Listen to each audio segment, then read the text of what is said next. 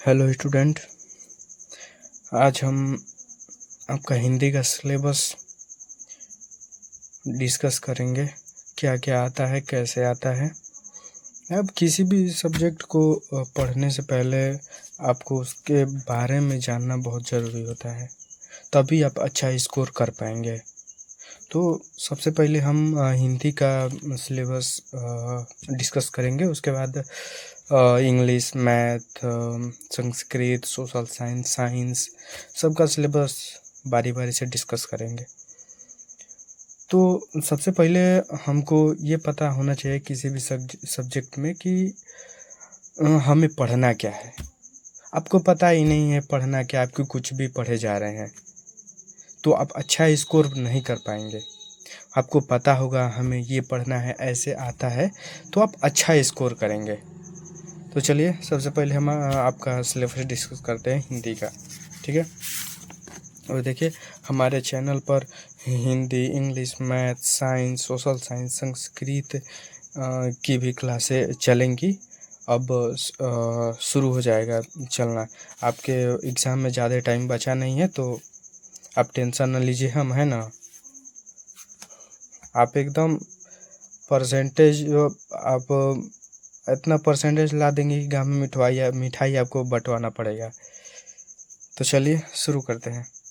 देखिए हिंदी का है बहुविकल्पीय। पहले हम लोग देख लेते हैं बहुविकल्पीय में क्या क्या आता है, कैसे आता है, किस टॉपिक से आता है, तो कितने नंबर का आता है ये भी हम बताएंगे। किस चैप्टर को ज़्यादा पढ़ना है, किस चैप्टर को कम पढ़ना है, किस चैप्टर से ज़्यादा नंबर आ रहा है, किस चैप्टर से कम नंबर आ रहा है।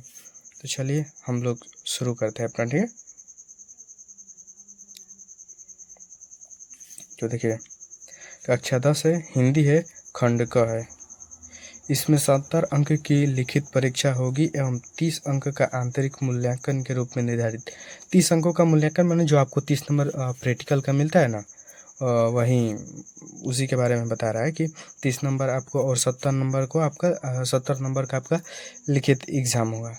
तो चलिए शुरू करते हैं। देखिए सबसे पहले देखिए हिंदी गद्य के विकास का संक्षिप्त परिचय। शुक्ल युग तथा शुक्लोत्तर युग। हिंदी विकास का संक्षिप्त परिचय लिखना है शुक्ल युग और शुक्लोत्तर युग का, जो आपका 1-1 नंबर का आता है और 5 नंबर का आता है। समझ रहे हैं ना। और ये देखिए हिंदी पद के विकास का संक्षिप्त परिचय। हिंदी पद में से, ये गद्य में से था और ये हिंदी पद में से विकास का संक्षिप्त परिचय लिखना है। रीतिकाल एवं अनुकी काल, ठीक है, ये भी 5 नंबर का आता है। अब देखिए काव्य सौंदर्य के तत्व। अब ये व्याकरण में घुस गया है। तो देखिए इसमें से क्या आता है। रस आएगा, हास्य एवं करुण रस की परिभाषा। सॉरी गलती से हम कॉमा रहेगा। तो रस, हास्य रस, करुण रस की परिभाषा हमको लिखना है, उदाहरण देना है और पहचान करना है कौन सा रस है, इसमें से आ सकता है। तो 1 नंबर का ये आएगा। देखिए दोस्तों आप हिंदी में लिखेंगे तो आपका नंबर कट सकता है, लेकिन व्याकरण में आपका टोटल का टोटल नंबर मिलता है। समझ रहे हैं ना। व्याकरण में नंबर कटने वाला नहीं है, तो इसको अच्छे से देख के जाना है। उसमें तो आप कितना भी करेंगे तो मान लीजिए कि थोड़ा बहुत कम हो ही जाएगा, लेकिन इसमें ऐसा नहीं है। इसमें आपको भरपूर नंबर मिलेगा। अब देखिए दूसरा अलंकार आएगा, अर्थालंकार, उपमा, उत्प्रेक्षा, लवण एवं उदाहरण। 1 नंबर का ये आएगा। 1-1 नंबर का है तो ये हो जाता है। छंद, सोढ़ता एवं रोला, लक्षण और उदाहरण इसमें से आ सकता है, तो 1 नंबर का ये आएगा। और देखिए हिंदी व्याकरण में से क्या क्या आता है। शब्द रचना के तत्व। उपसर्ग में आएगा अ, अन, अधि, अप, अनु, उप, सह, निर, अभि, परि, सु आदि, इसमें से आ जाएगा। 1-1 नंबर का आएगा, 3 आएगा। समास, द्वंद्व, द्विगु, कर्मधारय, बहुव्रीहि, इसमें से आ जाएगा। तद्भव, तत्सम, शब्द एवं पर्यायवाची, इसमें से 1 नंबर का आएगा। संस्कृत व्याकरण में देख लीजिए क्या आता है। सर्वनाम, तद, युष्मद, एक नंबर का ये आएगा। वाक्य का स्वरूप एक नंबर का आएगा। वाच्य प्रयोग और वाचन परिवर्तन एक नंबर का ये आएगा। पद परिचय विकास एवं अविकारी शब्द एक नंबर का ये आएगा। तो ये लगभग है आपका क्या खंड का जो है वो खंड का जो है आपका समाप्त हुआ। बस इतना ही है, देख रहे हैं ना। हम आपको ऐसा पढ़ा देंगे ना, ऐसा है आप कहिएगा कि हाँ टीचर मिले थे। ठीक है, आप टेंशन ना लीजिए, हम है ना अभी 2-4-5 महीना आराम से बचा हुआ है, कोई दिक्कत नहीं है। हम आपका सिलेबस आराम से कंप्लीट करेंगे और अच्छे वे में कंप्लीट करेंगे कि आपको समझ में आया। नहीं, बहुत सारे लोग होते हैं सिलेबस कंप्लीट हो गया, कुछ बच्चों को समझ में नहीं आया, तो आप टेंशन मत लीजिए, हम आपका सिलेबस अच्छे से कंप्लीट करेंगे। ठीक है, तो देखिए ये हो गया आपका ये कंप्लीट। अब हम लोग देख लेते हैं खंड क। ठीक है, खंड क में देखिए वर्णनात्मक प्रश्न, माने वर्ण करना है, लिखना है, वो वाला प्रश्न आएगा। देखिए गद्य से गद्यांश पर आधारित प्रश्न, गद्य से गद्यांश पर आधारित प्रश्न आएंगे गद्य से, तो उसको करना होता है। जो नहीं आता है आपको संकेत में दे दिया रहेगा। उसके बाद से किस चैप्टर का है, लेखक का नाम और उसका अर्थ लिखना होता है, वही है। और पद से आएगा वही 6-6 नंबर का। तो अब हम बता देंगे आपको, टेंशन ना लीजिए। आप कौन कौन सा पढ़ लेंगे तो पास हो जाएंगे या हो जाएगा, वही आएगा जो बताएंगे। संस्कृत गद्यांश संदर्भ सहित हिंदी अनुवाद आएगा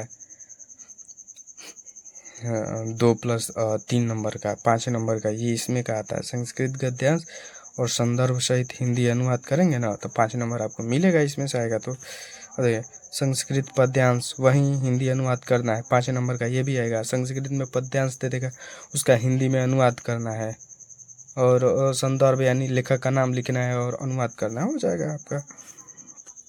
अब ये देखिए निर्धारित खंड काव्य से कथनात्मक चरित्र चित्रण एवं तथ्य आधारित प्रश्न निर्धारित, उसमें खंड काव्य दिया रहेगा। सॉरी दोस्तों,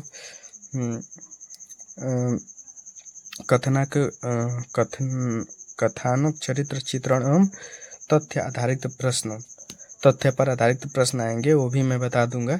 3 नंबर का ये भी आता है। ठीक है, देखिए पाठ्य वस्तु के गद्य खंड से संबंधित लेखकों का जीवन परिचय, उनकी प्रमुख रचना आप तैयार कर लेंगे।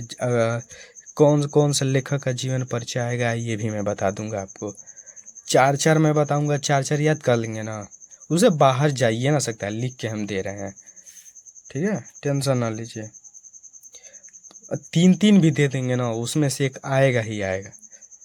अब देखिए पाठ्य वस्तु के पद्यांश से संबंधित अब इसमें लेखक का नाम था, इसमें कवियों का है, उसमें कविता दिया रहता है पद में, तो वहीं कवियों का जीवन परिचय, प्रमुख रचना का नाम, तो 5 नंबर का ये भी आपका है, ये भी 5 नंबर का था।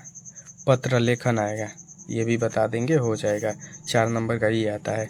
संस्कृत खंड के पाठ्य वस्तु से कंठस्थ एवं श्लोक, जो प्रश्न एक श्लोक लिखना होता है संस्कृत में, 2 नंबर में आता है। एक आसान सा मैं बता दूंगा, उसको याद कर लेना है। ये 5 मिनट का काम है इसको याद करना, आप टेंशन न लीजिए ना।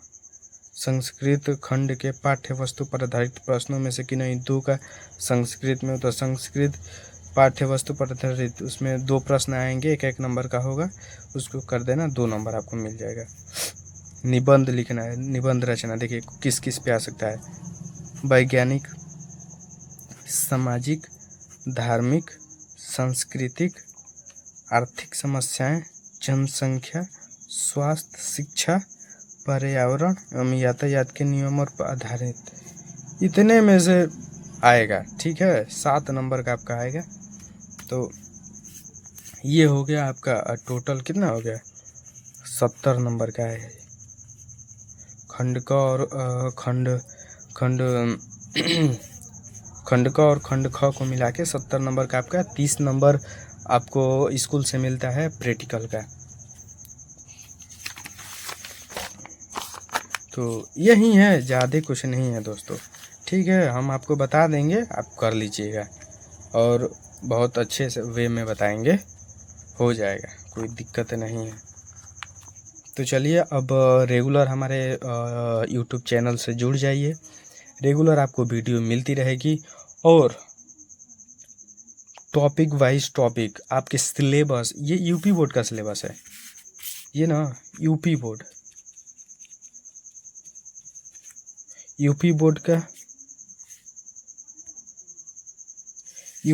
का ये आपका यूपी बोर्ड का ऑफिशियल सिलेबस है, जो यूपी बोर्ड ने अपने साइट पे डाला हुआ था। ऑफिशियल सिलेबस वो वाला सिलेबस है, ठीक है। तो आप चिंता ना कीजिए, हो जाएगा सब कुछ। आपको पढ़ाई स्टार्ट करने से पहले ये पता करना हमें पढ़ना क्या है। अब कुछ भी पढ़े जा रहे हैं, कुछ भी पढ़े जा रहे हैं और उसका पेपर से कोई मतलब ही नहीं है, तो क्या मतलब है? हाँ, उसको पढ़ने से क्या मतलब है? ठीक है, तो चलिए फिर मिलते हैं अगले क्लास में। तब तक के लिए अपना ध्यान रखिए। राधे राधे।